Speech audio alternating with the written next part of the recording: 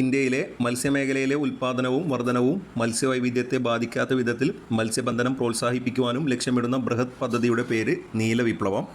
ഏറ്റവും കൂടുതൽ രോമങ്ങളുള്ള മീൻവർഗം മിറാപിന്ന ഇസോ. ലോകത്തിലെ ഏറ്റവും വലിയ മത്സ്യകന്യക ശില്പം എന്ന ഗിന്നസ് ലോക റെക്കോർഡ് നേടിയ ശില്പം ഏത്, എവിടെ സ്ഥിതി ചെയ്യുന്നു?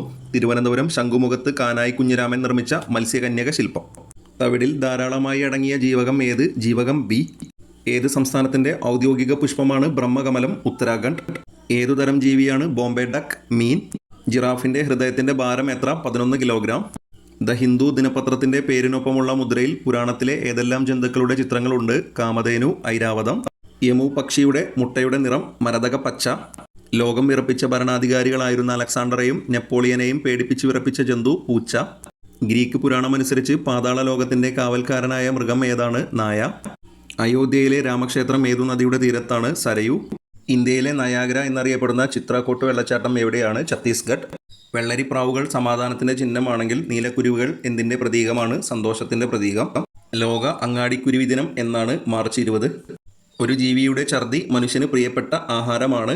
ഏതാണ് ആഹാരം? തേൻ. സീരി എന്ന തൂലികാ നാമത്തിൽ കർഷകരുടെ ആത്മമിത്രമായി മാറിയ പ്രശസ്ത കാർഷിക പ്രവർത്തകൻ ഈ അടുത്ത കാലത്ത് അന്തരിച്ചു. എന്താണ് അദ്ദേഹത്തിൻ്റെ യഥാർത്ഥ പേര്? R.T. രവിവർമ്മ.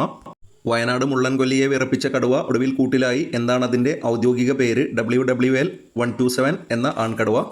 കണ്ണീരുമൊലിപ്പിച്ച് കൈവഴികൾ പിരിയുമ്പോൾ കരയുന്നോ പുഴ ചിരിക്കുന്നോ എന്ന് ആത്മസംഘർഷം പകർന്ന മലയാള ഗാനങ്ങളുടെ പിതാവ് P. ഭാസ്കരൻ നായർ.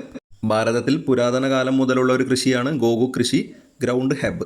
വ്യാവസായിക പ്രാധാന്യമുള്ള ഗോഗു കൃഷി എന്തിനു വേണ്ടിയാണ് ചെയ്യുന്നത്? നാരിനു വേണ്ടിയാണ് ഗോഗു കൃഷി ചെയ്യുന്നത്. ചാക്കുകൾ, ക്യാൻവാസ്, മീൻവല തുടങ്ങിയ പലതിനും ഈ നാര് ഉപയോഗിക്കുന്നു.